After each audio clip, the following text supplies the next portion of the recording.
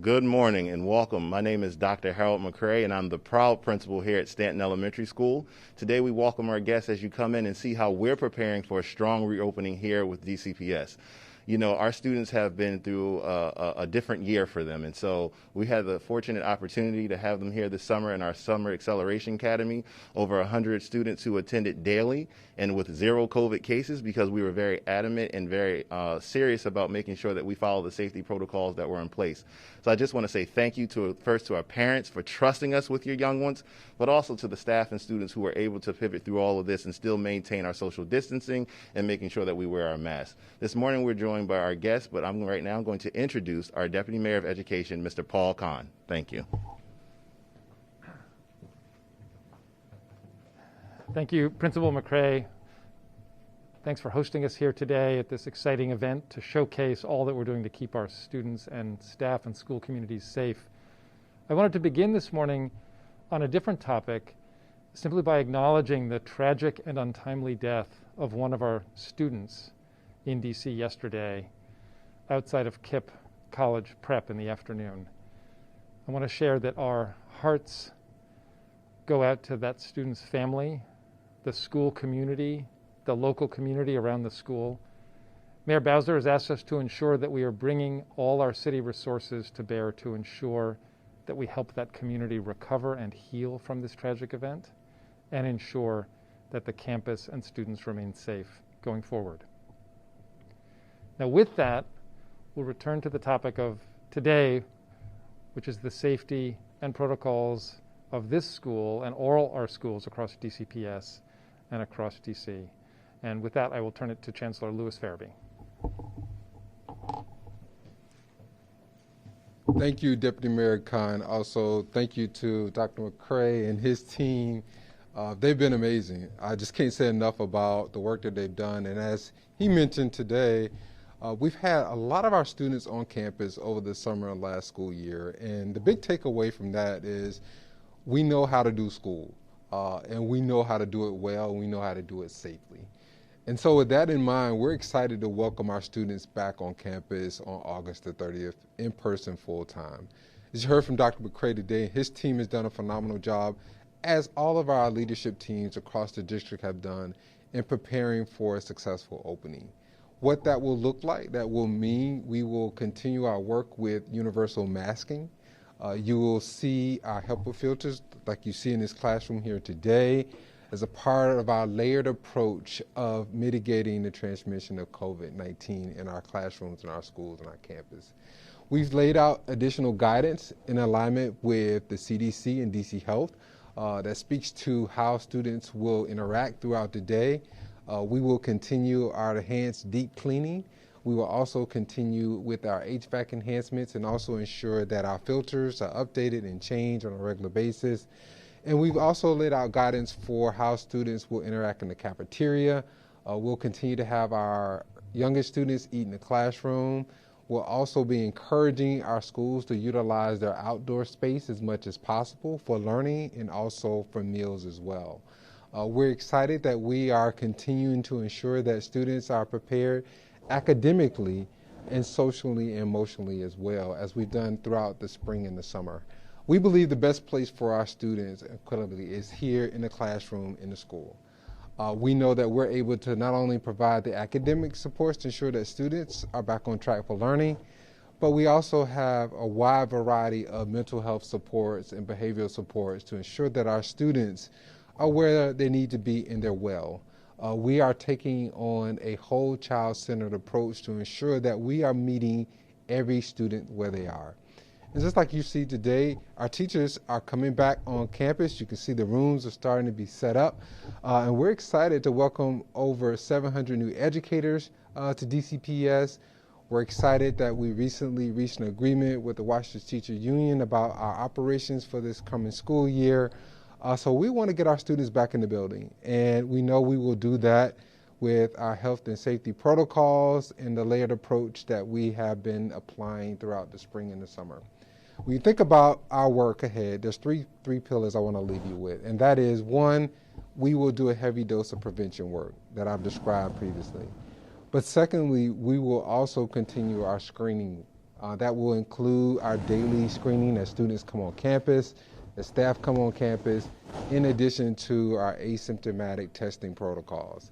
In addition to that, our last pillar is to inform, ensuring that anytime there is a positive COVID case on a campus, the individuals within that classroom, their families, their parents and guardians will be informed of that, and the entire school community will be informed of that as well. So our commitment, again, is to prevent, to screen, and to inform. We're excited to start the school year on August the 30th. It's my pleasure now to turn to Superintendent Grant, who will share a little bit more about our asymptomatic testing protocols and provide some modeling of what families should expect. But more importantly, we want all of our families to complete the consent form for asymptomatic testing, specifically for our students that are unvaccinated. Superintendent Grant.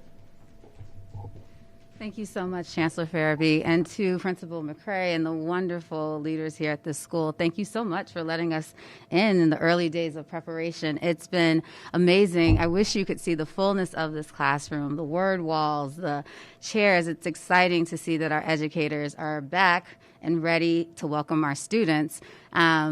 It's going to be a year where we are going to continue being focused on the ways that we make sure our children are safe as they are returning to school. And one of the core aspects of being safe is our approach to testing. And so once again, I wanted to make sure that everyone had a chance to see and understand the process of testing. We will be doing asymptomatic and symptomatic testing across all of our schools, both DCPS schools and public charter schools. It will be a PCR saliva-based test. I will not be modeling it, but I will show you that it is a simple vial where students will use the test in this way, and then they will close the test and put it in this bag for distribution. Families, staff members, and those who need to be notified will receive a notification of their results within 6 to 8 hours of a student being testing. Testing is one of the first steps in ensuring that we're able to have our schools open and keep our little ones safe. I wanted to also touch on two other points as families and communities are thinking about the steps they need to take in order to ensure their children are ready to return to school. The next is immunizations. We must make sure that parents have taken the time and the opportunity to meet with healthcare individuals to ensure that their children have received all of their shots so that they can return to school healthy and safe. And the next step that I wanted to make sure we covered is a conversation around our medical waivers and certification forms. Those forms also must be completed by a licensed physician, and those forms can be found on OSSI's website.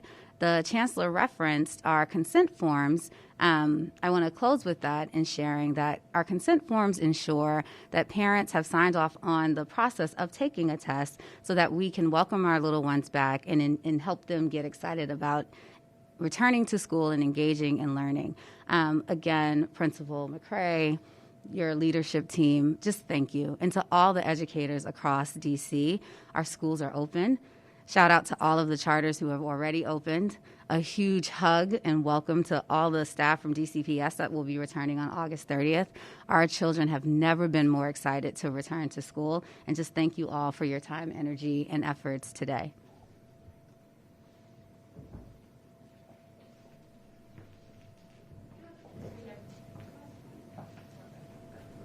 I do have some questions, Superintendent, about the consent form.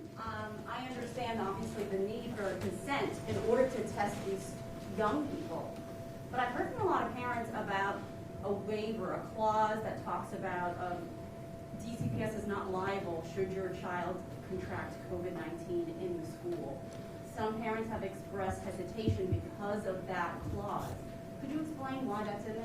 Well, the form is a general form that it's similar to the type of consent you would take in getting a vaccine or other immunizations through healthcare providers. I would welcome for parents as they're coming to engage in signing the form, as we're going to have today, to have that conversation at their school level. It is general liability language. It is not designed to discourage a parent from signing. It is not designed to instill any concern. It really is a general form of liability that you would see in most forms of this nature. But the focus has been getting parents to come in, engage in conversations, and sign the form and understand that it really is a step to ensure that their children can be tested so that we can keep all of our schools open and all of our children safe. Is that an ongoing process? Do parents have to sign that consent form after so many No. So, yeah, much like the process that little ones go through when they're returning to school, the photography form, the consent form, it'll be a one-time form that will allow the school to take place in the practice, both for asymptomatic testing and for symptomatic testing. So parents will only have to sign one time. I have another question. Sure.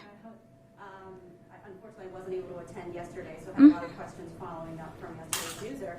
In regards to fully vaccinated students and staff not having to quarantine after exposure if they're asymptomatic. Could you explain why that is? It raised a lot of concern that possibly asymptomatic folks can still pass the virus on to other people. The goal is really focused on the layered mitigation strategies that are in place, and so the focus is ensuring that we are remaining 3 to 6 feet apart and that everyone inside the school every single day, every single minute is wearing their mask. Both the CDC and DC Health have said that if we are ensuring that we have put in multiple layered strategies, that we can ensure that someone who may have come in contact with the virus, if they have worn their mask and if they are vaccinated, they do not have to quarantine. That's another layer to ensure that we can keep our schools safe and keep individuals in school learning. Thanks. Sure. What are you seeing in terms of immunizations?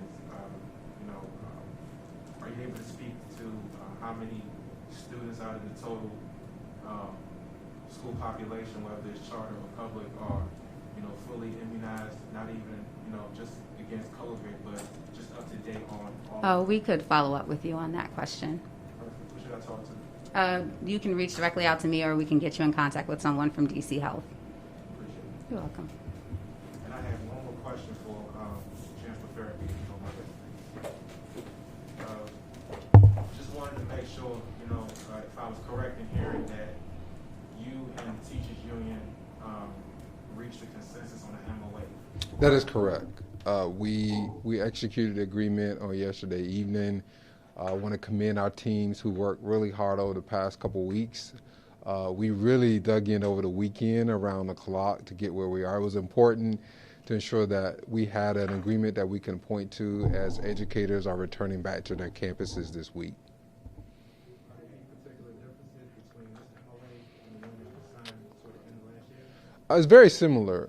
There are definitely learnings that we took away from last year operations. So, for example, mid-year we established the situation room where we would have a bi-weekly and weekly update with the Washington Teachers Union on any challenges that were identified as related to health and safety. So that is baked into our assumptions in our agreement. Also, we still have a walkthrough process for individuals to walk through our campuses as we're doing today to look and see all of our health and safety protocols in action. But the majority of the agreement, I think, would represent something that we've done in the past. There are some new features that speak to simulcast instruction and some of the other aspects of teaching and learning that we experienced last year that we want to build upon going into the school year, knowing that we'll have all of our students back on campus. Sure. Given what was found in the racial equity part of the study and what the AU School of Education found, what are your plans or just assistance plans in terms of facilitating that this year? Yeah, I think the first step is acknowledgement that we do have some imperfections to our impact evaluation tool and performance management. And the second step is to ensure that we take that information and begin to build a robust professional learning plan for our staff, calibrate with our school administrators that are evaluating our teachers and those that are evaluating our school leaders. But this is also a continuous improvement effort. We know that there are many benefits to the impact tool, and we've realized that over the years as we've progressed to be the fastest improving urban public school district in the nation. So we want to make sure we maintain that and maintain that trajectory, and we believe that continuous improvement is a part of everything we do, including our performance management tool. Question, Chancellor. One question about among the 700 new hires, there was a position that looks fairly new to me, the principal of distance learning program for DCPS. Could you explain if that is a new position? What does that entail, and does that mean we're aiming for a more robust virtual learning experience for those who do have to quarantine or choose to stay? Thank you, Dilly, for that question. It actually goes well with the response on the MOA with the Washington Teacher Union. So part of our agreement is we would set aside select staff that would be responsible for providing instruction in our virtual academy. This is primarily for those students who have a completed medical exemption form by their licensed physician that Superintendent Grant referenced. We wanted to ensure that we had a leader and a team that could support those students, and we want to ensure that they have dedicated space and time. And so that will be our strategy for this school year for those students that require virtual experience based on their health conditions. I have another question about the medical waiver for virtual learning. You said 150 parents have applied, 98 approved so far. Enrique told me you extended that deadline so more can get involved. But a lot of parents that I've talked to say, my child is healthy, but I'm a type 1 diabetic at home. Are there exemptions made for that particular situation? They're not. We're focused on the student because we know that individuals 12 years of age and older can be vaccinated. And that is the most important strategy that we can employ right now for adults. We know that that is not only critical to their health and safety. The data is clear. I don't want to spend a lot of time on it, but the data is really clear about where our cases are coming from, who's getting ill from COVID at this time. But above that, it is a responsibility that we should take and take very seriously because it helps us with the operations of school. The more people we have vaccinated, the less likely we'll have COVID transmission in our community. And we know that there's a direct correlation between transmission in our community and our ability to operate our schools successfully. Thank you. We'll take the rest of the questions on a follow-up basis. Principal McCray,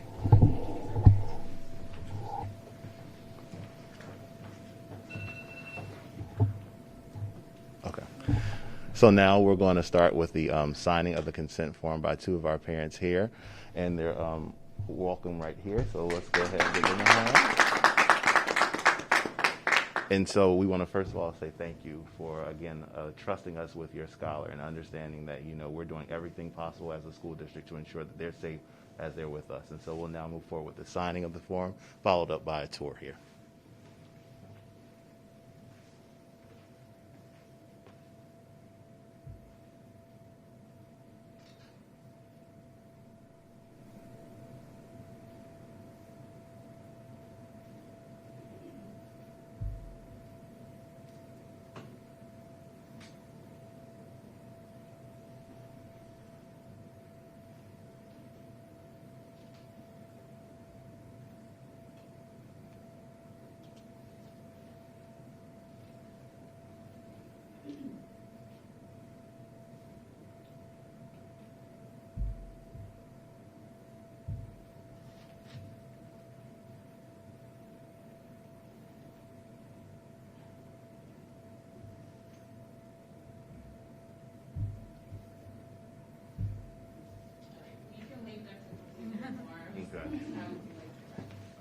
So thank you for coming out right now. We'll go ahead and start storing our facilities. We'll see that our health isolation room, and then we'll go ahead and matriculate over to the main lobby as we talk about our student experience at Stanton Elementary School. So thank you for having me.